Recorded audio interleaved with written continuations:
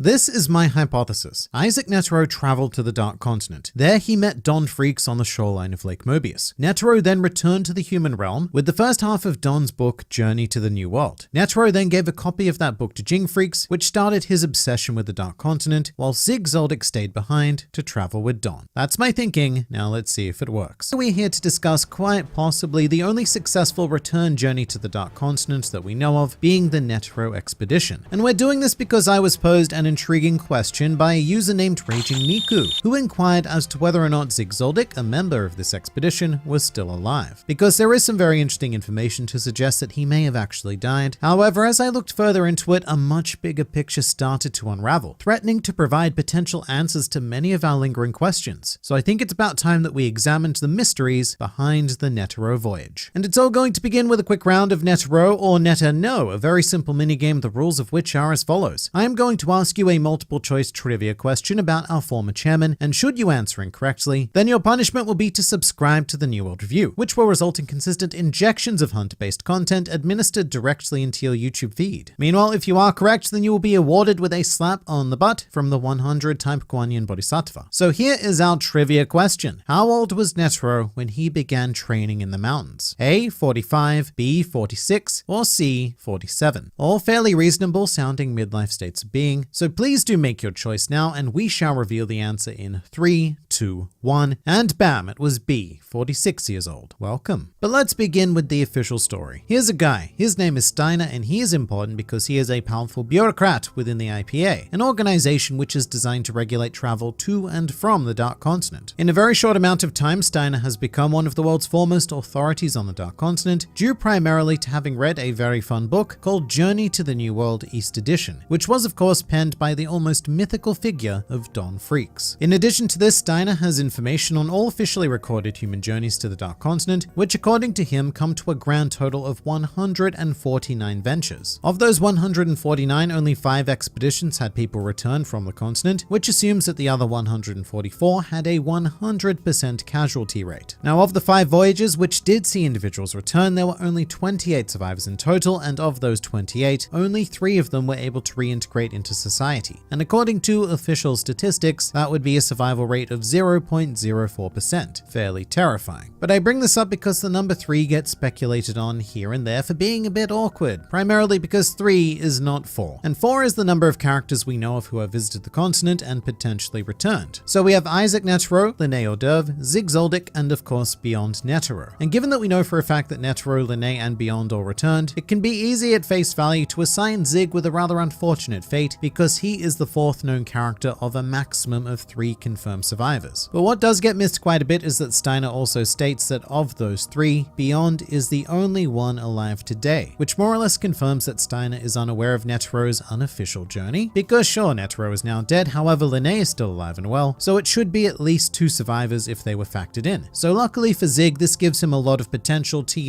not be dead. To complicate matters though, this is another thing that often gets overlooked, but Netero actually set foot on the Dark Continent twice, according to him. One of these occasions is the unofficial voyage that we are exploring in this video, but the other is completely unknown. It's almost certainly another sneaky unofficial trip, because the voyages with survivors that we know of were all conducted by the V5 nations, who did so without informing the Hunter Association. Very sneaky of them. But meaning that Netero likely would have had no involvement with them. But the most interesting thing Steiner says is that mankind has never succeeded at making a round trip. But then he has this brief inner thought where he thinks to himself, not officially, implying that he may have knowledge of some unofficial journeys, or just showing us that Steiner has a healthy dose of skepticism about him, realizing all of the potential faults in officially collated knowledge. And one question that Steiner may have failed to ask at this point is, where did their Dark Continent knowledge come from? Who published Journey to the New World? Because it was written by Don Freaks, yes, but it was clearly not published or distributed by him. So that leaves us with a mystery publisher, which leads us quite nicely now into Jin Freaks. Jin is a unique man for about 1 billion different reasons. However, on this occasion, he possesses some pretty insane knowledge. In fact, it's only because of Jing that we even know about Netero's voyage to begin with. Jing dropped that massive nugget when he was explaining the dangers of the Dark Continent to Beyond's expedition team. And this is pretty huge because you need to ask, why Jing? And you can't say that sure he knew because he was a Zodiac in the Hunter Association and they have all kinds of special knowledge of Netero's stuffery, because they don't, or they do, but not so much on this. Jing is the only one who knew, because weirdly enough, some of the Zodiacs didn't even know that the Dark Continent existed. And even the one who had the most intimate knowledge of it, Pariston, was himself unaware of Netero's journey. So for whatever reason, Jing Freaks was entrusted with this knowledge, something that Netero clearly had no inclination of giving up on a whim. And we know that it was Netero who told Jing directly, because Jing even quotes the former chairman's words, which were, "This place is too big. It's off the charts." And this decision to tell Jing and Jing alone is why I propose that on Netero's unofficial voyage, that he may have encountered Don Freaks. Now, it's hard to put a timeline on exactly when Netero visited the Dark Continent. However, judging by his hair length and general aesthetic presentation, as well as Netero's own words that he visited the continent when he was quite young, this would imply that Netero visited prior to his training in the mountains at the age of 46, which is actually a pretty massive thing to point out because now we're talking about Netero before he achieved his enlightened god mode Nen abilities. He was still likely quite powerful, but nowhere near the incarnation of him that we're familiar with, and perhaps visiting the continent is what prompted Netero to take some time to reflect in the human world. That doesn't necessarily matter though, because we do know for a fact that Don would have been on the Dark Continent at the same time as Netero's group, because he initially set out to explore the landmass roughly 300 years ago. And now I think the hurdle that may come up in this discussion is, well, how did they encounter each other? It's hard to pin down, but Don may have literally had a couple of centuries of head start on Netero exploring the continent, so there's no way they could have met, yeah? Well, no, in fact, not yeah. In fact, no. The hundreds of years of exploration thing may be true, but we also need to keep Don Freak's mission in mind. He did not set out to explore the depths of the Dark Continent. His goal was to spend his life traveling the shoreline of Lake Mobius and logging his experiences. So look, it's all about chance here, but at any given time over the last 300 years, Don Freaks was theoretically reachable, depending on which part of the human world you set out from and which part of the continent you landed on. So my proposal is that Netero and his party happened to land on a piece of shoreline very close to where Don was currently traveling, which may actually explain quite a bit. For example, how did Netero survive the Dark Continent? Given that he was more of a sprightly young brat at the time, there was a very real risk of death. And stumbling across Don, a man who was very well versed in Dark Continent survival, may very well have saved his life. And not only that, but extended his life. Because fun thing here, prior to his death, Netero was at least 110 years old. I emphasize the whole at least thing because it's implied that he was almost certainly way older. But even the baseline of 110 is insane because humans in Hunter x Hunter follow a more real-world life expectancy. Take Xenozoldyck for example. He's only 67 and he looks even older than Netero did at least twice his age. Now, Don Freaks did find an answer to this whole aging problem, which was the substance of nitro rice, a food item on the Dark Continent that extends one's life, which was logged in his journal, and it actually inspired one of the official voyages to embark and find it, although they did fail. They failed catastrophically. And it seems very unlikely that Netero and his group would have just stumbled upon the substance by sheer luck, but if Don were to have shared some of his already gathered nitro rice, then it would explain why both Netero and Linné have lived the absurdly long lives they have. That or scenarios could get slightly more complicated. For example, Netero meets Don on the first voyage, learns of the rice, and then sets out on a second expedition to acquire it. That's one of a ton of possible different scenarios, but the thing I keep coming back to is how the writing of Don Freaks returned to the human world. It's been said that Journey to the New World, East Edition, was published, quote, several centuries ago, which is very vague, but then again, so is Netero's age. I mean, given that he was known to fight against Xenozoldyck's grandfather Maha, it's impossible to tell just how long this man may have existed, which is why I think it's entirely possible that Netero met Don Freaks on the Dark Continent and was entrusted with delivering the first half of his book to humanity, which would have been in Netero's best interest because he was the one who seriously pushed for travel to the Dark Continent to be forbidden. So this book would have served as a fine warning to most not to risk opening Pandora's box. However, it also goes on to reinforce the Jin connection. However many years back, decades, maybe even centuries later, this bright young go-getter by the name of Jin Freaks took the Hunter exam and was the only one of his year to pass. Jin has a demonstrated interest in archaeology and human history, and recognizing that delicious Freaks lineage, Isaac Netero decided to tell him about at least one of his Dark Continent expeditions, and may have even piqued his interest by pointing him in the direction of Don's book. And then you know what? A whole generation later, Netero would encounter yet another Freaks by the name of Gon, a child which he took an unusual interest in, although when you've already met two exceptional members of the Freaks clan, I'm sure that Gon's potential would have been very easy to see, especially when accompanied by a Zoldyck, a family with whom Netero seems to share an even deeper history, which actually leads us back to Zig. He still has a big question mark over his head with a few potential solutions. One thought we do need to establish is that Zig and Maha Zoldyck may be the same person. I'm not going to go into huge detail about this because I have a whole different video exploring that topic, but it is a fairly solid evidence-backed thought. Another possibility is that, just as suggested by the person who inspired this video, Zig Zoldyck may be dead. Given Netero's apparent inexperience when he landed on the Dark Continent with Zig and Lene, a casualty would have not at all been unexpected. Zig could have died, and that may even be a reason for Maha Zoldyck to fight Netero as an endeavor of familial revenge. But the third and most outlandish possibility is that, for whatever reason, Zig may have chosen to stay on the Dark Continent and travel with Don Freaks. And I'm not gonna lie, I like this idea primarily because it would involve forging another Freak Zoldyck duo and really wrapping up Hunter x Hunter in a nice, neat little narrative package. But it is 100% pure speculation. There's just something very appealing to me about Netero leaving the Dark Continent, with his last image being of a Freaks and a Zoldyck standing side by side. Then, potentially centuries later, during the 287th Hunter exam, in comes Gon Freaks and Killua Zoldyck, causing a wave of untold nostalgia within Netero, and hence why he took such a strong interest in both of them, even to the point where he allowed them both to participate in the Chimera Ant mission. The question is, would Togashi do such a thing? And